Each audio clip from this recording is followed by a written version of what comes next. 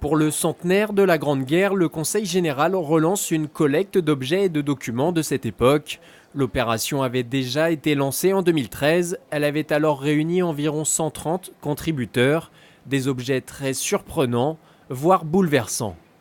Ils nous ont apporté des documents très variés, des correspondances, des journaux de guerre, mais aussi des souvenirs, par exemple le portefeuille qui avait arrêté la balle que le soldat qu'il portait avait reçu dans les tranchées, mais aussi une feuille brodée très patiemment et très longuement par un poilu au fond de sa tranchée et sur lequel il avait brodé le nom de sa femme, Éléonore.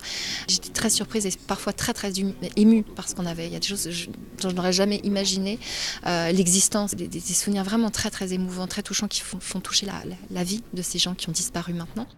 Si nous connaissons bien l'histoire du conflit dans ses grandes lignes, celle des combattants anonymes et de leurs proches mérite tout autant que l'on s'en souvienne.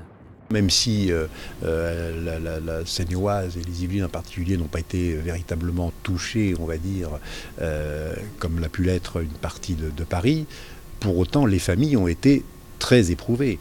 Parce que bien évidemment, encore une fois, il y a ceux qui souffrent en première ligne, mais il y a ceux qui, le matin, ouvrent leur courrier et puis s'aperçoivent qu'ils ont perdu un frère, un mari, un fils, etc. Lettres, objets personnels, photos ou encore documents administratifs, autant de trésors qui nous en apprennent un peu plus sur la vie des poilus et de leurs proches. En complément de cette grande collecte d'archives, le Conseil général organise des actions commémoratives sur la Grande Guerre, jeux, pièces de théâtre, initiation à la généalogie. Nous organisons des ateliers pour former les gens à la recherche en généalogie et particulièrement à la recherche qui vise à reconstituer le parcours d'un combattant yvelinois.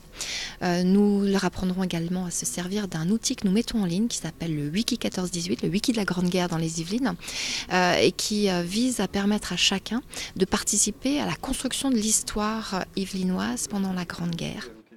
Jusqu'à la fin du centenaire, en 2018, le Conseil général organisera des actions commémoratives pour la Grande Guerre qui, 100 ans après, continuent de marquer les esprits.